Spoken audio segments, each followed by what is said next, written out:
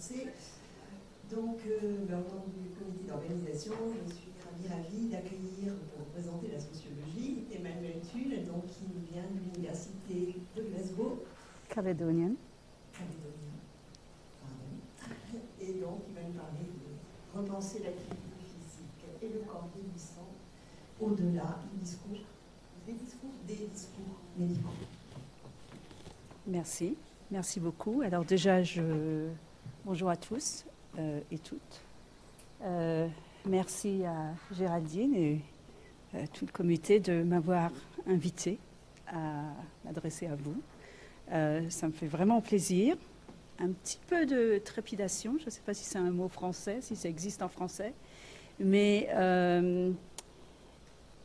alors déjà, je vais remettre mes lunettes et puis je vais... Un petit peu plus dans le micro ou je monte? Ok. Et ça va comme ça? Ok. Donc, je vais être obligée d'utiliser un support pour faire cette présentation. Donc, je suis professeure de sociologie à Glasgow Caledonian University. Ça fait plus de 40 ans que je vis en Écosse. Je suis française et le français est ma langue maternelle. Mais depuis donc 1982, même peut-être avant, puisque j'avais fait une licence d'anglais à Nanterre, à Paris, près de Paris, je parle, j'écris, je lis en anglais. Donc pour moi, le français est devenu un peu une langue étrangère. Et donc faire une communication en français est un petit peu un sujet d'anxiété, un petit peu anxiogène pour moi. Donc, j'ai écrit mes notes. Alors, je vais lire. Ce n'est pas ma pratique normale. Alors, j'espère que je ne vais pas vous ennuyer, que vous n'allez pas vous endormir. Et puis, j'espère que le français va être à peu près convenable. Comme je disais, je suis prof de sociologie. Et je travaille depuis 30 ans sur le vieillissement, même plus que 30 ans, 35 ans sur le vieillissement. Et puis, j'ai glissé vers le sport. J'ai fait ma thèse sur les athlètes masters, les coureurs de fond en particulier, et puis hommes et femmes. Et puis, j'ai glissé à un moment donné vers l'activité physique et le vieillissement. Et comme je viens de le dire, je travaille principalement en anglais. Mon travail sur le vieillissement a commencé à... je ferais peut-être que je passe là. Ah, ok. Non.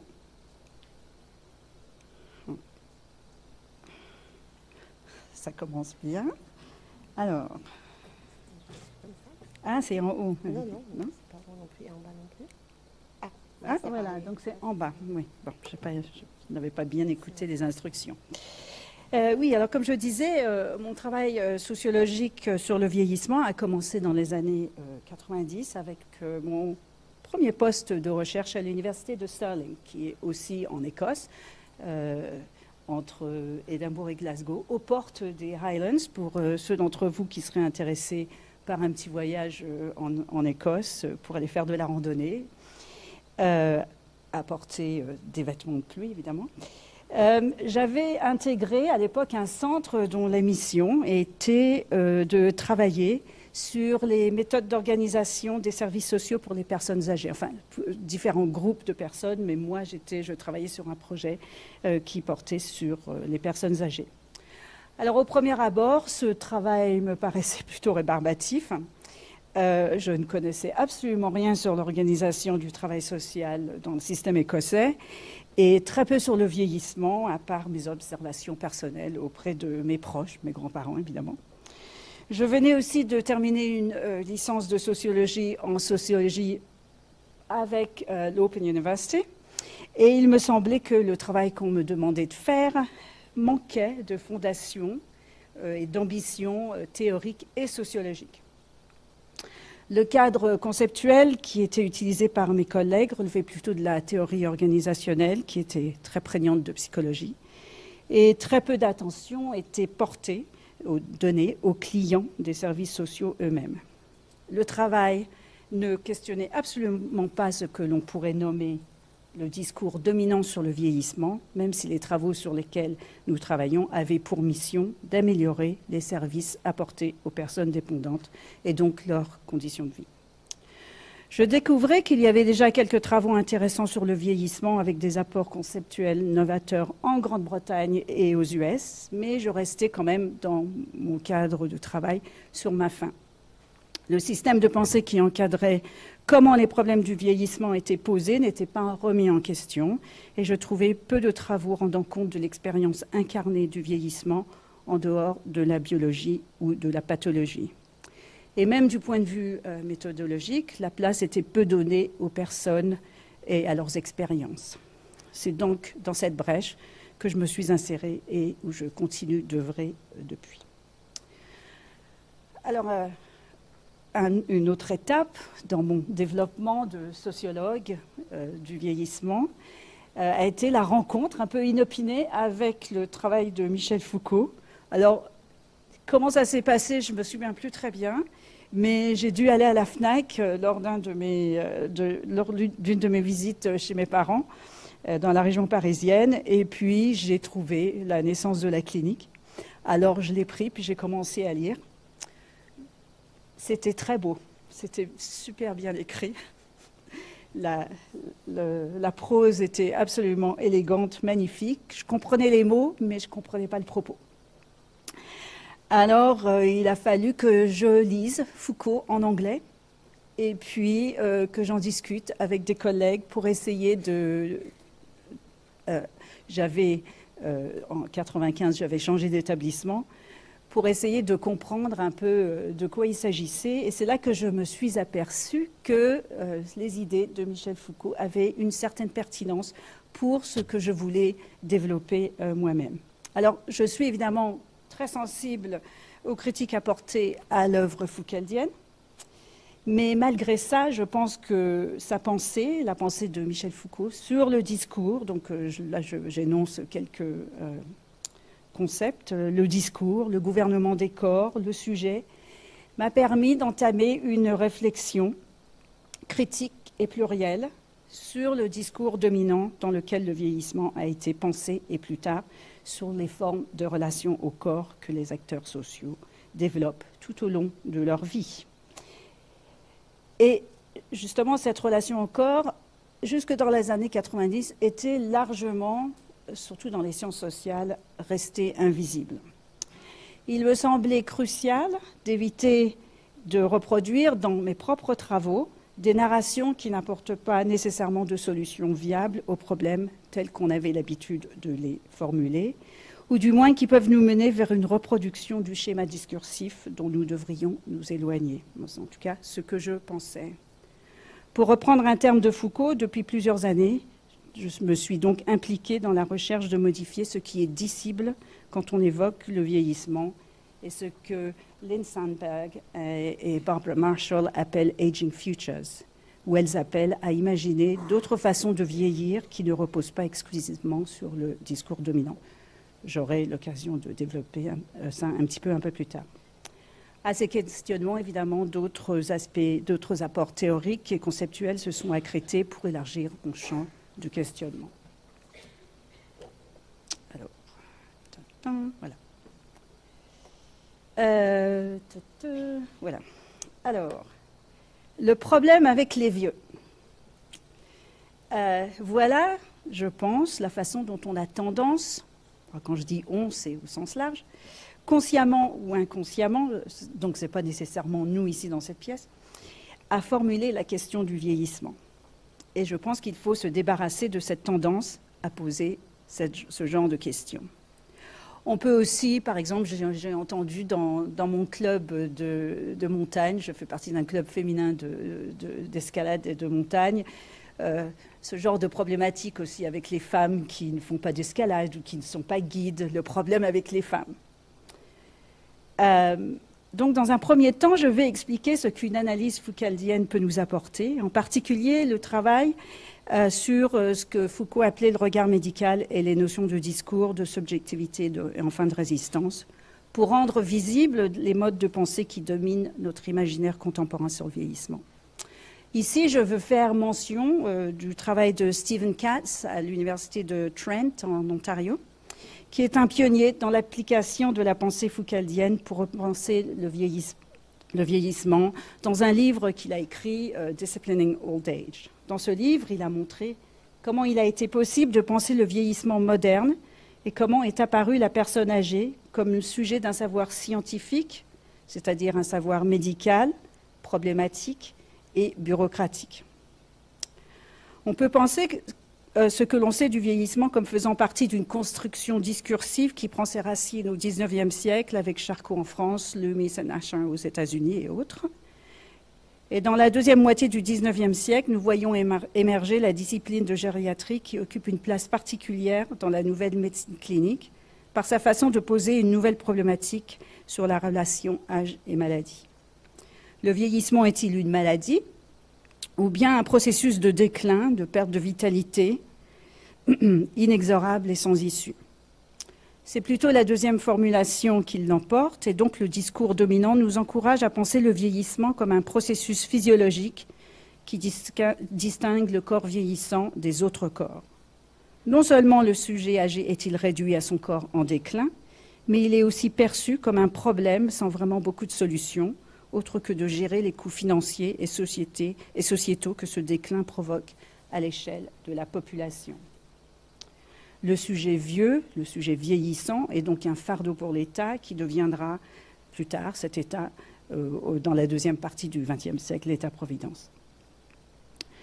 L'avènement d'un régime économique néolibéral a quelque peu modifié les modalités de l'invention du sujet vieillissant moderne. Le sujet âgé a toujours été seul face à sa physiologie et à son apparence physique en déclin. Dans un système néolibéral, il est seul face à son destin. La consommation et la privatisation de l'aide à autrui a transformé les modes de subjectivation des personnes vieillissantes. Elles sont maintenant rehaussées au rang des consommateurs et comme elles ont bénéficié de régimes de retraite plus ou moins favorables, on leur fait miroiter de nouvelles perspectives. Retrouver un statut social en érosion par la gestion du corps. Et ici, on s'en remet aux avancées scientifiques et pharmacologiques qui permettent d'enrayer et même de masquer la sénescence. Le contrôle du vieillissement se porte donc sur deux axes. Le gouvernement des corps par les individus, donc c'est une responsabilité individuelle, ainsi que la négation culturelle du vieillissement. Donc le sujet vieux reste un sujet liminal, pris entre la promesse de jouvence, le rejet d'une identité de vieux et en même temps forcé d'accepter l'inéluctabilité de sa condition. Le corps dans sa substance physiologique est la fondation sur laquelle la réputation du sujet continue de reposer. L'aliénation sociale et culturelle dont les personnes âgées font l'expérience est justifiée et légitimée par le corps. Les processus sociaux et culturels qui entretiennent le discours sur le vieillissement, la vérité sur le vieillissement, sont mis au service du schéma de pensée dominant. Alors, comment sortir de ce cadre discursif et quelles nouvelles questions poser en conséquence?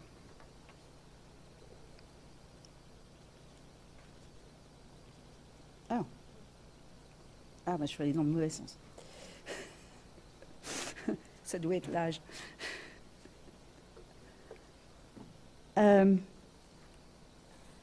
Je vais donc maintenant parler du vieillissement comme processus culturel. Donc maintenant, je vais plus vers la sociologie. Bon, j'ai fait une petite critique sociologique, évidemment, et peut-être philosophique.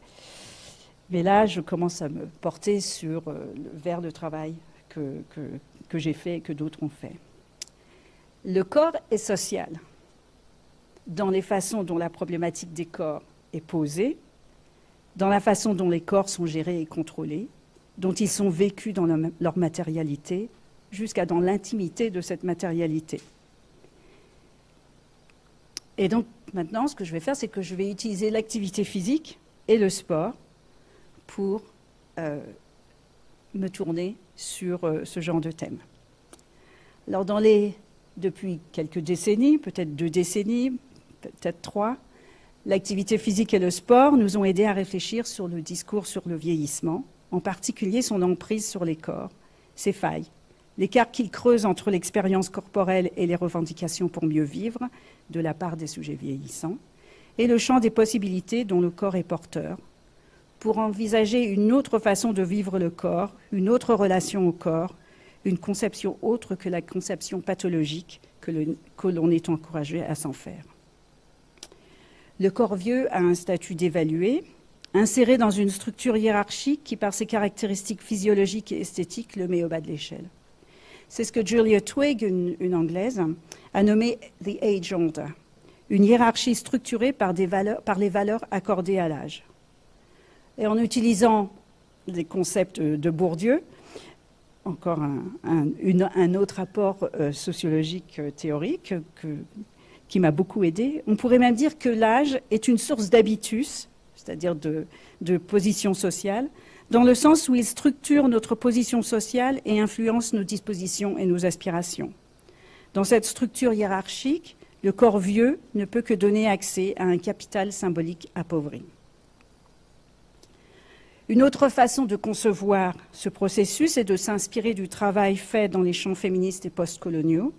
Et ici, on peut voir la vieillesse comme une phase de vie subalterne dont le statut de différence est construit et reproduit par des pratiques sociales et culturelles. Mal vieillir n'est pas immanent au vieillissement, mais un effet de ces processus de différenciation. Par conséquent, pour mieux vieillir, il ne suffit plus de demander quel est le problème avec les vieux, mais de s'attaquer à ces processus d'aliénation et de différenciation.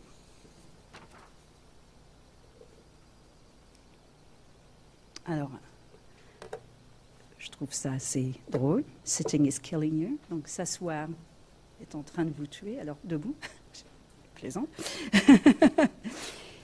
Mais je pense que c'est une façon, c'est une illustration dont on peut problématiser les comportements des gens sans s'intéresser en fait ce qui les met dans cette position.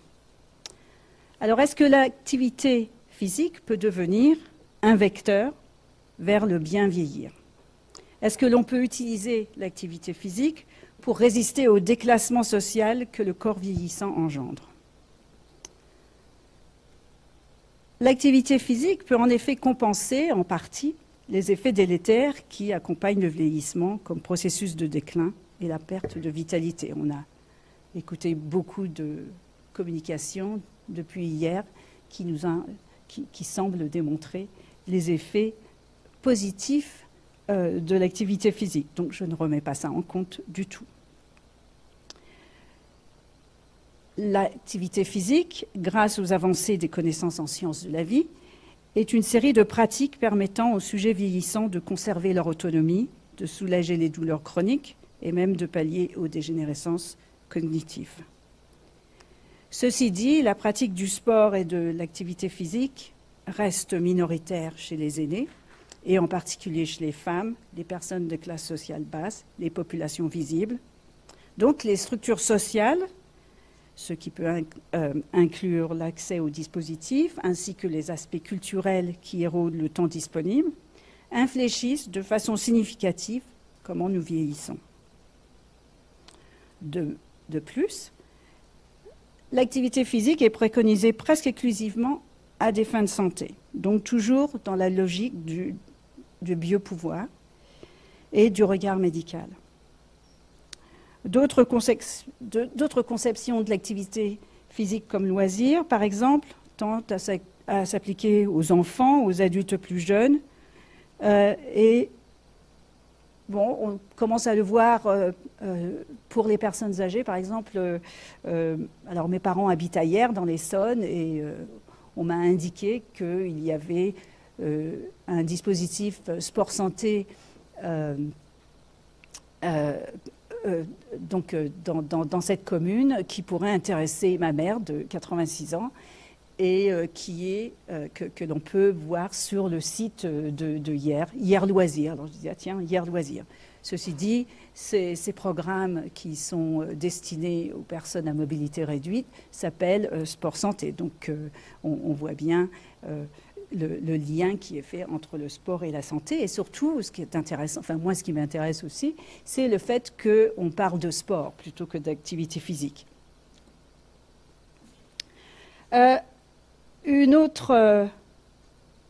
un autre point, c'est que la conceptualisation du problème comme de l'activité physique et de la participation, de la non-participation à l'activité physique est articulée comme inactivité, sédentarité, en anglais couch potato, c'est-à-dire les gens qui sont devant la télé sans bouger, qui demandent des solutions sur la façon de bouger les corps. Ces corps rétifs, ces corps vieillissants sont des corps rétifs qui ne veulent pas bouger. Donc, nous assistons à une moralisation du corps inactif ou du corps qui n'est pas assez actif. On voit aussi, par l'encouragement à l'activité physique, la colonisation du quotidien par des injonctions à bouger. Et puis aussi la justification de l'activité physique par des arguments alarmistes. Le vieillissement de la population, les coûts que ça implique sur les collectivités, etc. Et tous ces points-là sont faits pour transformer le sujet vieillissant en sujet actif, donc qui passe d'un sujet passif à un sujet actif. Or, dans ces injonctions, la biographie des corps, les parcours de vie ainsi que l'histoire longue des corps doivent être prises en compte lorsqu'on envisage des programmes en activité physique et en APA. Des questions, moi je préférais des questions telles que comment le corps a-t-il été mis en mouvement tout au long de la vie et à certaines périodes de la vie, comment a-t-il été mis en sédentarité? Quel est le champ des possibilités dans le rapport au corps quand on est âgé? Je pense que ce sont des questions qui doivent plutôt être posées. En effet, le corps inactif, sédentaire, est plutôt construit comme inhérent à certains archétypes peut-être, et les processus structurels sont invisibilisés. Le sujet est doublement déficitaire, physiologiquement et psychologiquement. Il manque de volonté pour se prendre en main, alors que depuis plus de 100 ans, on le réduit à sa physiologie en déclin et on l'éloigne des espaces publics. Alors, non, décidément. Voilà. Donc, je pense qu'on prend le risque, avec le discours sur l'activité physique, de renforcer le discours dominant à cause de l'importance donnée à la prévention et à la santé dans un contexte économique et idéologique qui repose sur la responsabilité individuelle, la consommation comme forme de vie et la productivité. Mais je pense qu'il y a d'autres points de référence. Et donc, je préconise un regard sur l'expérience du bien vieillir qui prend le corps en compte dans un cadre large. Alors, je voudrais maintenant parler de mon propre travail et plutôt que de donner plein de détails sur le travail que j'ai fait depuis 30 ans, je vais plutôt présenter quelques grands titres qui me semblent intéressants, importants. Alors, par exemple, comme je l'ai dit plus tôt, j'ai fait ma thèse sur les athlètes masters. Et ce qui m'avait frappé dans le travail que j'ai fait avec eux, c'est qu'ils nous montrent que la motivation de rester actif n'est pas nécessairement une qualité endogène et inamovible des personnes, un trait psychologique. Elle se développe. Alors, par exemple, en début d'entrevue, j'avais demandé « Why do you run ?» Pourquoi est-ce que vous courez?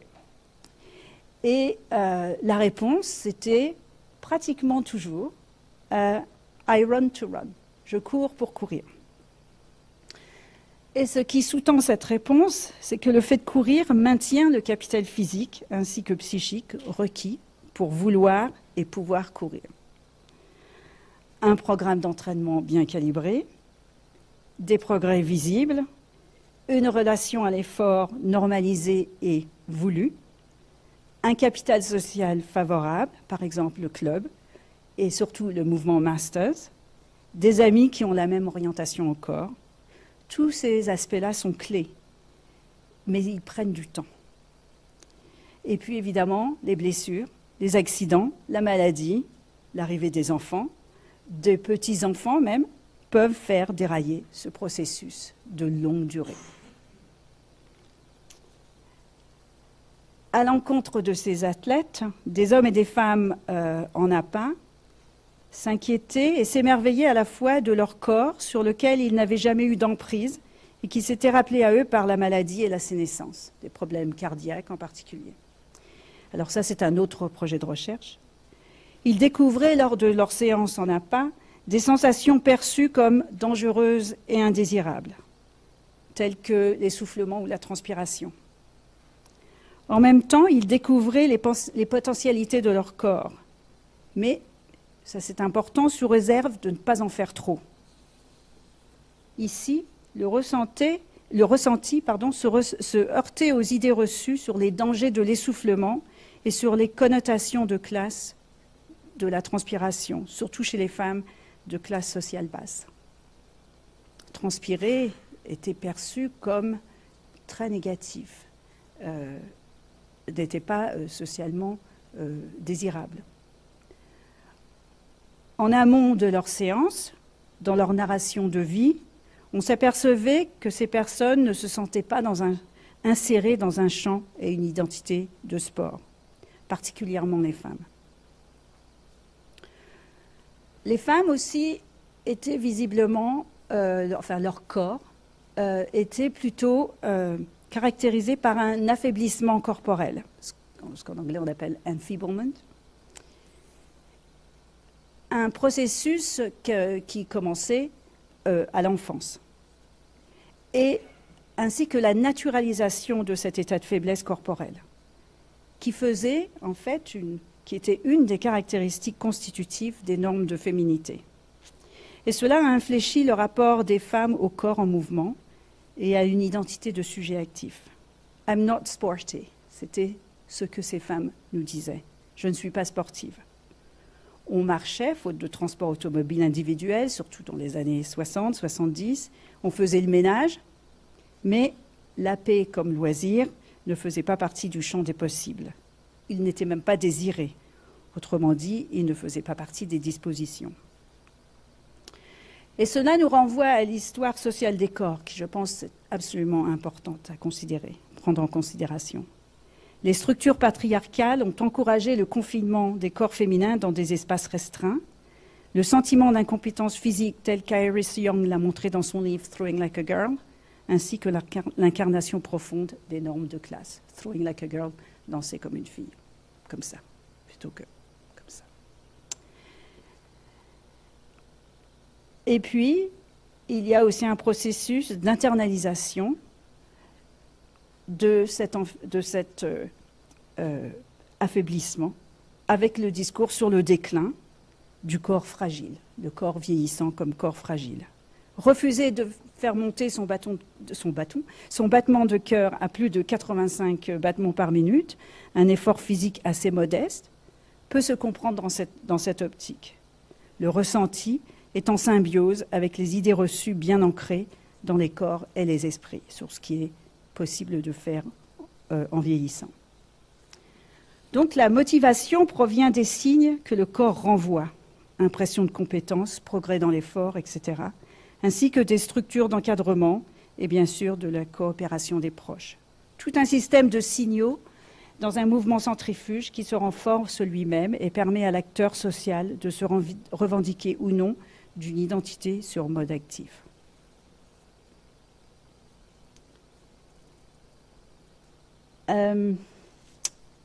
Ce processus de changement identitaire est tout de même possible, ce que j'ai pu observer chez les participants à Parkrun.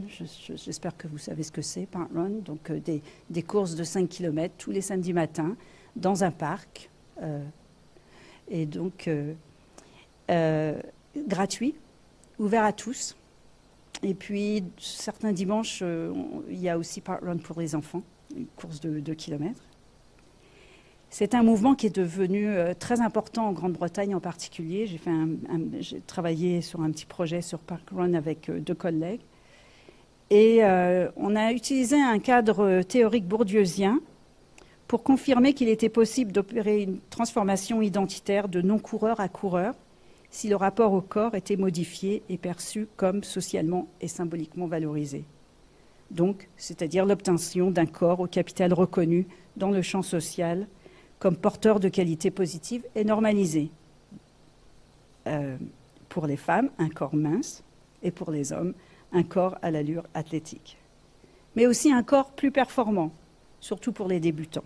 En peu de temps, en 2 ans, quand même 2 ans, on peut voir des bouleversements significatifs dans l'apparence du corps, la performance aérobique, le bien-être et surtout ce qui est le plus important, je pense, dans la réorientation de la vie autour de l'entraînement et de la pratique régulière. Être inséré dans un champ social où les stéréotypes agistes peuvent être bousculés est donc crucial. Et dans certaines situations, cela est tout de même très difficile. En effet, au cours d'un projet sur les expériences de périménopause de femmes dans la quarantaine, donc pas vieilles du tout, j'ai pu constater que le corps périménopausal était vécu comme un corps en chaos, pour reprendre le terme d'Arthur Frank, et le rapport corps-identité était remis en cause par toute une batterie de symptômes perturbants. Au travers de ces symptômes ressentis physiquement, ces femmes ne se reconnaissaient plus. Elles se sentaient remises en cause par ce chaos physiologique. De plus, comme la ménopause est associée au vieillissement, ce qu'elles ressentaient était ce que Drew Leder a appelé disappearance, c'est-à-dire le rappel à son attention du corps de façon troublante et déséquilibrante. C'est dans les traitements hormonaux que ces femmes cherchaient à retrouver leur équilibre corps-identité en retournant au corps d'avant plutôt que dans l'activité physique qui est pourtant recommandée pour gérer certains symptômes de la ménopause. D'ailleurs, l'activité physique ne leur était jamais recommandée et elles étaient donc livrées à elles-mêmes et au discours médicalisant dans leurs revendications pour recouvrer le corps d'avant.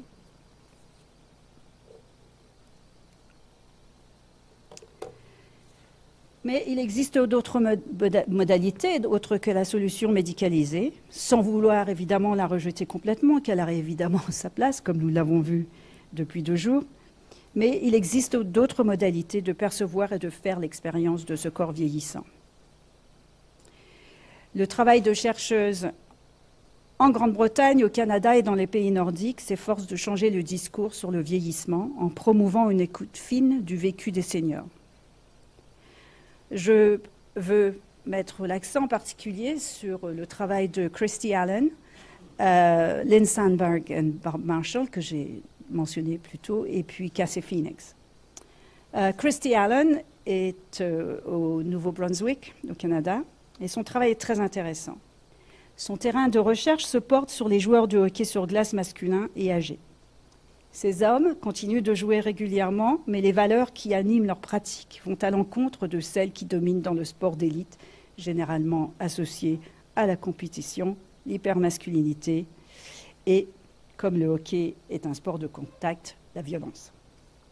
Par exemple, la sélection dans l'équipe qui va jouer ce jour-là se fait de façon équitable pour que tous les joueurs puissent avoir leur tour dans un match. Ils évitent les contacts violents pour minimiser les risques de blessures graves. Ils évitent l'esprit de compétition. Ils jouent par désir de sociabilité et leur nouvelle pratique leur permet de négocier d'autres formes de masculinité, sans violence et sans esprit outré de compétition. Ceci dit, ils acceptent quand même les risques inhérents à ce sport, mais ils mettent aussi en avant, ça je trouve ça très beau, l'aspect kinesthétique de leur sport. Par exemple, la sensation agréable de glisser sur la glace et le crissement des patins sur la glace. La fluidité du mouvement du corps évoluant à l'opposé du corps lourd sur d'autres surfaces. Les bruits familiers dans l'arène, toutes ces façons de ressentir du plaisir tout en maintenant son autonomie et en restant réaliste sur la matérialité du corps. Lynn Sandberg et Bob Marshall veulent s'écarter d'une vision binaire qui opposerait vieillissement réussi, c'est-à-dire en santé, sans handicap, à un vieillissement raté, celui plutôt associé au grand âge, le 4e âge. Elle voit dans l'injonction à la réussite dans le vieillissement un symbole de notre société normée par l'hétérosexualité, la masculinité, les corps parfaits et la couleur de peau blanche. Une vision inatteignable pour beaucoup, mais aussi qui reproduit les discours de domination. Elle propose qu'on accepte et qu'on célèbre les diversités dans le vieillissement. Et je me souviens, il y a 10 ans, Lynn Sandberg avait montré comment des hommes qui avaient développé des seins en vieillissant avaient su vivre ce corps complètement transformé, non comme un symbole d'émasculation et de féminisation, mais comme une source de plaisir nouveau, en collaboration avec leurs partenaires de vie qui elles-mêmes prenaient plaisir à toucher ces nouvelles formes. Le plaisir dans le vieillissement est donc un thème qui a fait surface depuis 10-15 ans. Et c'est à Cassie Phoenix, à l'université de Durham, que l'on doit le développement systématique de ce nouvel imaginaire d'un vieillissement satisfaisant. C'est en rencontrant des seniors dans des espaces naturels qu'elle s'est aperçue de l'importance de l'accès aux espaces extérieurs pour nouer et renouer avec leur corps et par là même créer de petits ou de longs moments de plaisir, que ce soit au contact de l'eau dans la mer sur les côtes de la Cornouaille. En particulier, il y avait des femmes qui allaient nager régulièrement dans la mer, l'été, pas l'hiver, ou dans des sentiers aménagés en forêt, ou même en intérieur, en salle de sport, lors d'une séance de musculation. Elle a donc proposé une typologie du plaisir. Le plaisir ressenti lorsque l'on est dehors, quand on fait un effort. Le plaisir que l'on peut partager avec les autres. Le plaisir des habitudes, par exemple dans une pratique régulière, une marche journalière ou une visite dans la mer tous les matins. Et enfin, le plaisir d'être immersé dans sa pratique, mais aussi d'être littéralement au monde grâce à un attachement à une localité aimée, que ce soit un endroit aimé familier ou alors un endroit sublime, comme par exemple le sommet d'une montagne, comme j'en fais l'expérience quand je vais faire du ski. L'activité physique, donc, devient une source de plaisir dans cette immersion intrinsèquement, plutôt qu'à des fins de santé. Et l'aspect thérapeutique qu'une pratique en extérieur peut comporter peut aussi être vu dans une conception de la santé plus dynamique. The capacity to maintain and restore one's integrity, equilibrium and sense of well-being. Donc maintenir son intégrité, son équilibre et son bien-être. Dans cette analyse, l'activité physique dépasse le corps individuel pour redevenir relationnel, social, sociable, ancré dans un espace qui lui-même a des pouvoirs thérapeutiques, du moment qu'il est immersif, qu'il prend un caractère symbolique qui peut être partagé, qu'il permet la sociabilité et qu'il redonne confiance dans ses compétences, modestes soient-elles.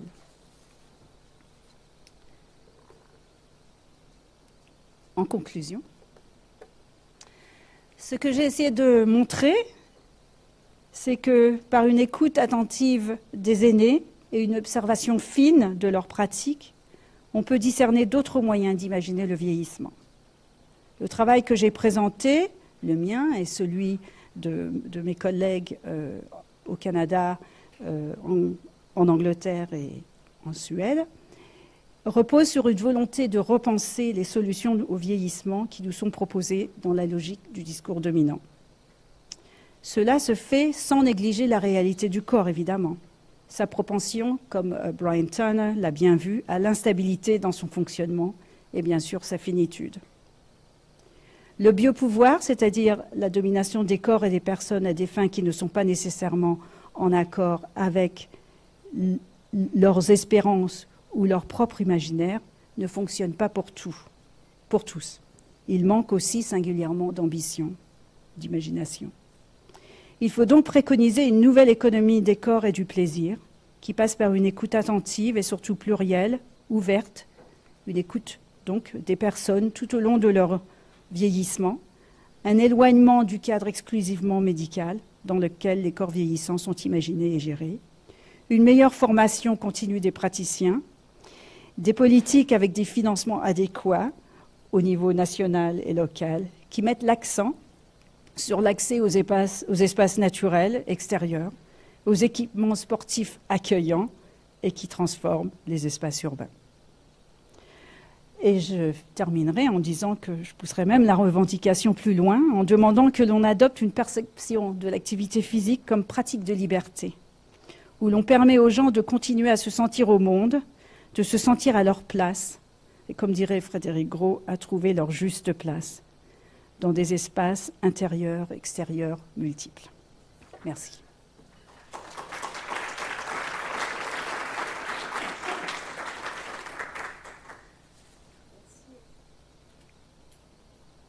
Merci Emmanuel pour cette belle ouverture éthique et utopique.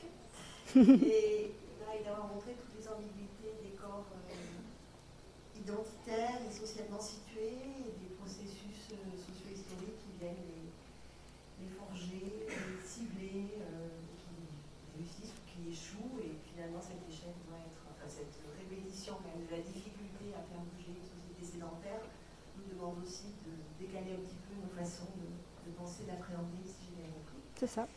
Et donc, la parole est à vous pour cette fin de journée. Oui.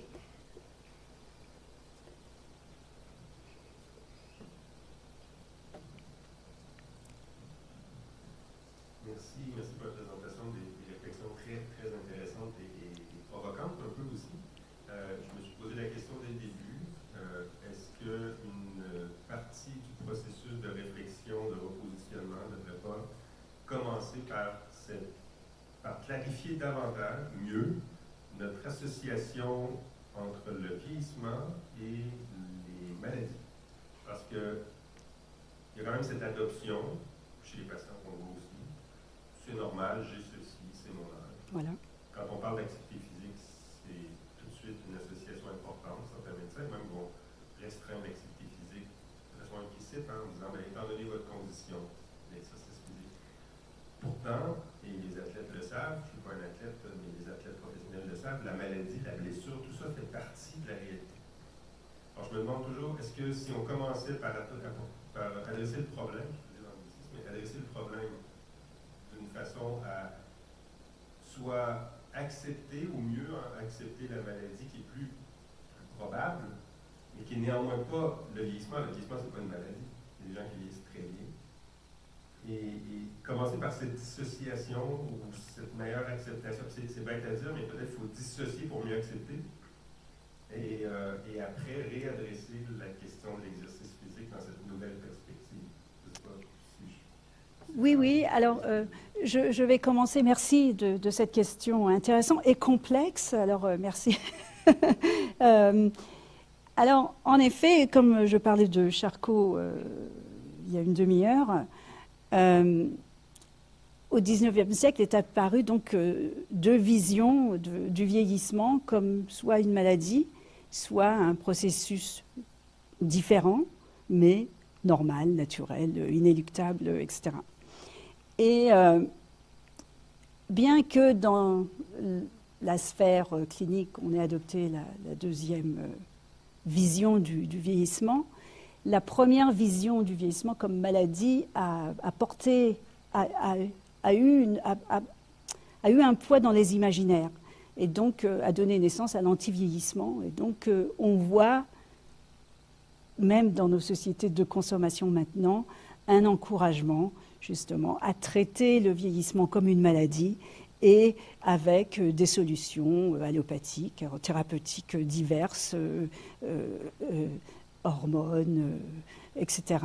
Donc, de toute manière, il y a déjà cette vue du vieillissement qui continue à opérer en parallèle avec une autre vision du vieillissement. Ceci dit, la ligne entre les deux est poreuse. Et souvent, les gens naviguent entre les deux. Et je pense que en particulier, même les cliniciens en sont victimes eux-mêmes. Et donc, ne voient pas, en fait, ont du mal à se défaire eux-mêmes de leurs idées reçues, puisqu'ils ont été formés dans ce contexte. Et je pense aussi que c'est pour ça que je parlais tout à l'heure de l'histoire. On doit prendre en compte l'histoire des corps. Mais ce que je voulais dire, donc c'est l'histoire des corps, mais l'histoire par elle-même, l'histoire longue. On s'imagine qu'on passe d'un discours, d'un système discursif à un autre. Et en fait, c'est beaucoup plus processuel que ça. Et donc, il continue à y avoir des séquelles je voudrais dire, de certaines croyances qui continuent à infléchir la façon dont on pose les problèmes et dont on pose les choses et et la façon dont on peut aider les gens. Et les gens eux-mêmes ont cette vision du vieillissement comme étant à la fois pathologique et normal. Donc, oui, en effet, c'est très difficile d'entamer une conversation utile, enfin, une conversation fructueuse avec les patients, je pense. Oui, vous avez entièrement raison. Et je pense que ça va être encore plus dramatique. Les années qui sont devant nous vont être encore plus problématiques dans ce sens-là.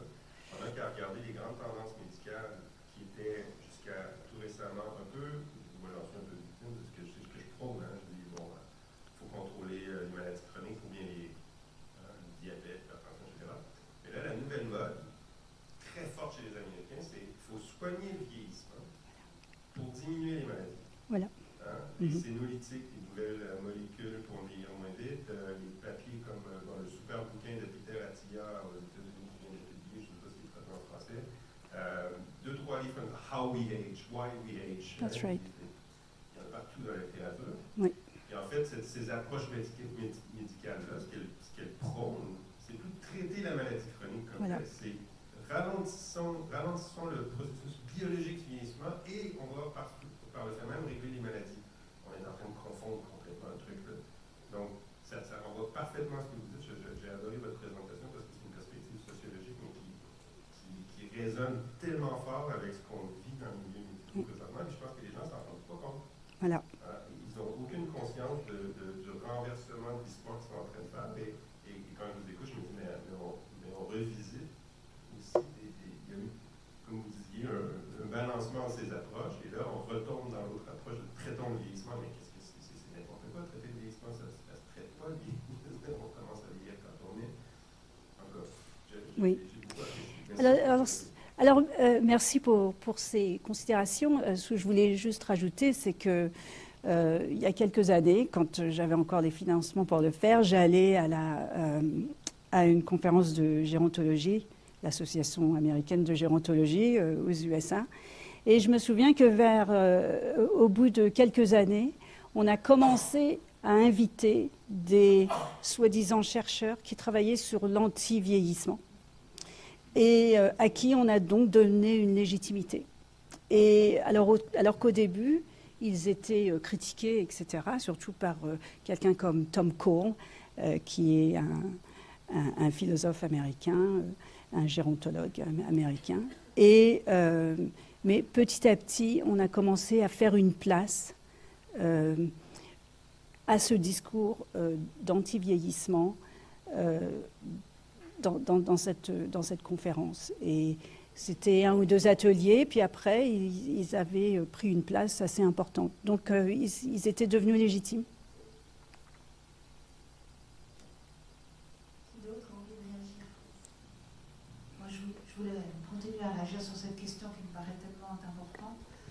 Je me souviens au début, quand j'ai commencé à m'occuper de personnes âgées, j'avais un patron, un médecin, à qui les journalistes posaient toujours la même question en disant « Alors, professeur, que faut-il faire pour arrêter de vieillir ?» Et un jour, exaspéré, il leur a dit « À part moi, maintenant, je ne vois pas d'autre solution. » Vous voyez, ça amène à des choses comme ça, un peu extrêmes et un peu réductionnistes. Mais ça me paraît une question tellement importante, parce que pour orienter nos recherches aujourd'hui sur ce qu'est vraiment le processus de vieillissement, y compris dans nos domaines, là, dans le contrôle moteur, dans le mouvement, ça présuppose que justement on considère que les choses se modifient avec le temps et qu'on cherche à expliquer comment ça se modifie. Et je pense à un travail sur lequel on est en ce moment où on a cette hypothèse de dire quand on vieillit plutôt bien, voilà, finalement il y a des processus dits de compensation qui se mettent en place et qu'on essaie de comprendre de quoi ils sont faits ces processus de compensation. Mais si on part du principe qu'il faut lutter contre le vieillissement, il n'y a plus de recherche ni possible, ni souhaitable, puisqu'il faut arrêter ce processus. Et il y a quelque chose comme ça d'un peu, effectivement, d'un peu inquiétant, d'un peu angoissant dans l'idée Oui. qu'on pourrait avoir cette position. Mais comme vous le disiez, effectivement, c'est pas toujours aussi simple parce qu'il y a quand même une vraie porosité Voilà. entre le vieillissement qu'on appellerait nous plutôt physiologique, hein, Oui. et puis la survenue des pathologies. Et moi aussi, je vous remercie beaucoup pour vos propos. Je vous en prie. On prend un tout petit... Super.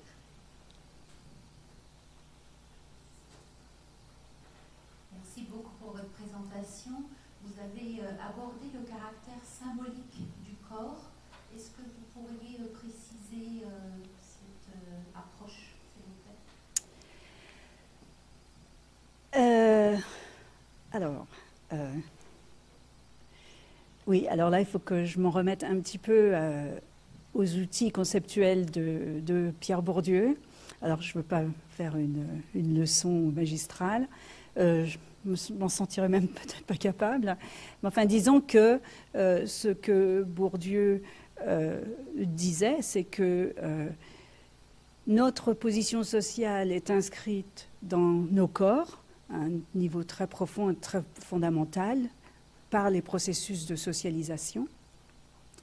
Et ce qui veut dire qu'on normalise notre position sociale. Donc en voyant d'autres personnes de position sociale différentes et supérieures, on se sent soi-même inférieur, donc on subit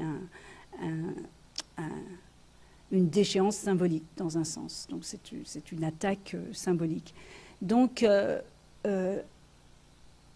ce que j'ai trouvé intéressant, par exemple, dans l'exemple que j'ai donné, des coureurs de parkrun, qui étaient de tous âges. Mais en fait, ce qui est intéressant, c'est que surtout les hommes avaient, en général, 50 ans et plus. Hein. Donc c'était une enquête de plus de 8000 personnes qui se sont portées volontaires pour répondre à notre questionnaire. Et il y avait pas mal d'hommes de 50 ans et plus. C'est que...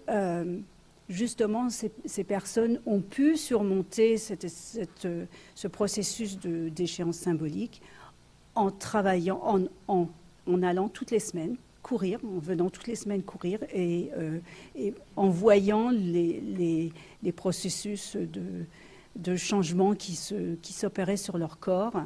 Et donc, ils ont pu eux-mêmes opérer un changement d'identité. Et donc, une sorte de rehaussement social. Mais ça ne veut pas dire que, par exemple, ils ont réussi à se sortir de leurs conditions sociales de départ. Mais c'est-à-dire que les conditions environnantes leur ont permis justement de faire ce pas.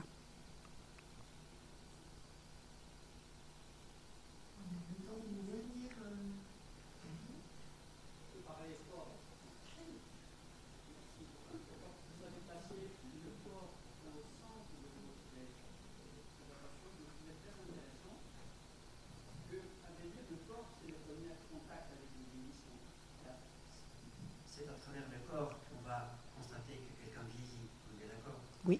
Et en vous écoutant, il y a une déclaration aussi dans ma tête, le corps inerte et le corps en mouvement. Le corps comme image qu'on voit nous-mêmes au miroir et le regard de la société, d'accord, qui vieillit. Mais un corps aussi qui est capable d'agir et faire des actions. Et on voit de plus en plus dans la société moderne qu'on va promouvoir les corps inertes, c'est-à-dire on va essayer de transformer les corps à l'extérieur, sans penser aussi qu'il y a encore la matière à l'intérieur, un corps externe, corps interne, qui est capable encore de faire des activités physiques, etc. Donc la question que je me posais, c'est est-ce que, j'ai des interrogations, est-ce que le fait de vieillir et voir son corps, disons, extérieur et se transformer, est-ce que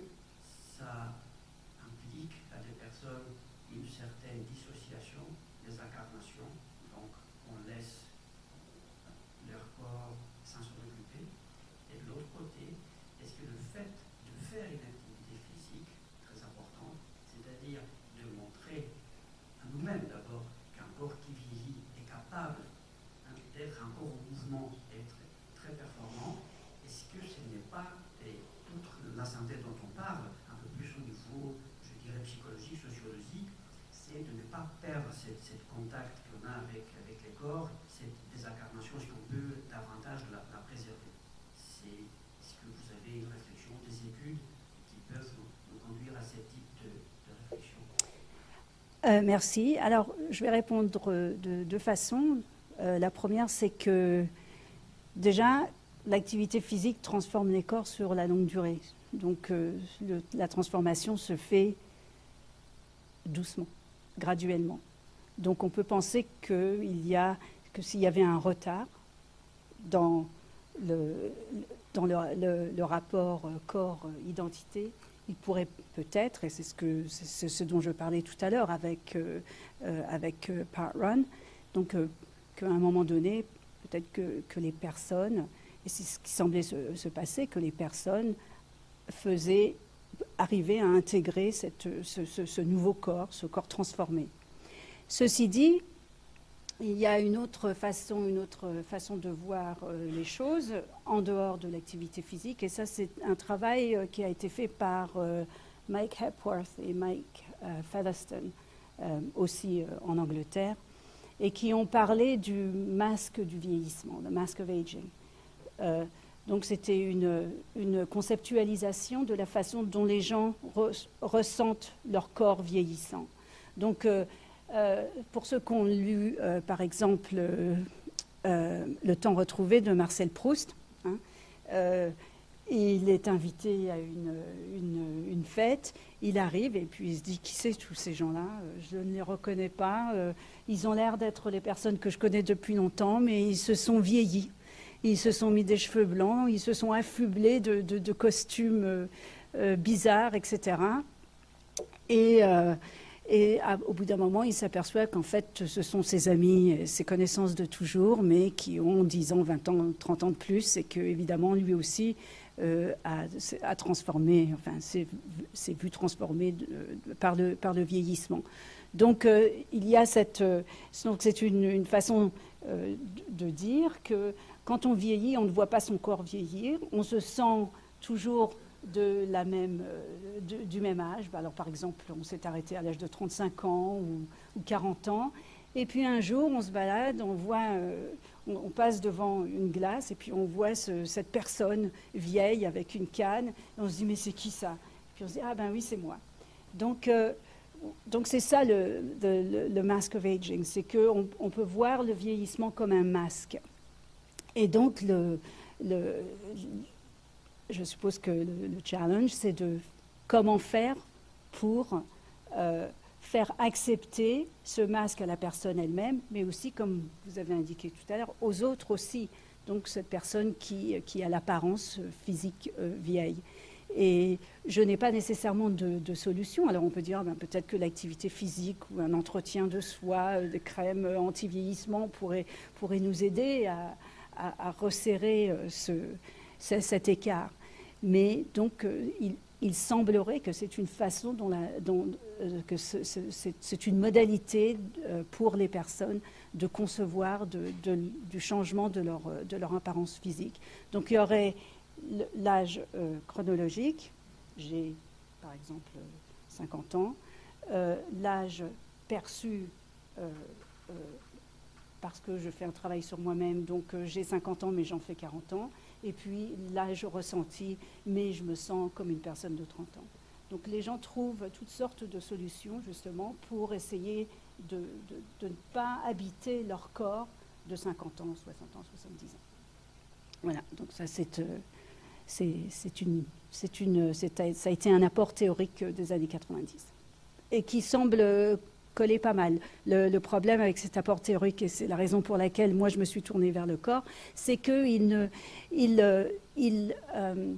permettait pas de rendre compte du corps par lui-même, justement. Parce que moi, je me disais, mais quand même si on se dit, ah, mais je me suis toujours sentie à l'âge de 30 ans, même à l'âge de 80 ans, on doit quand même, à l'âge de 80 ans, se sentir différent d'une personne, de la personne qu'on était à 30 ans. Donc c'est pour ça que je me suis installée dans cette brèche, en partie. pour essayer de rendre compte de la façon dont les gens font l'expérience de leur corps en vieillissant.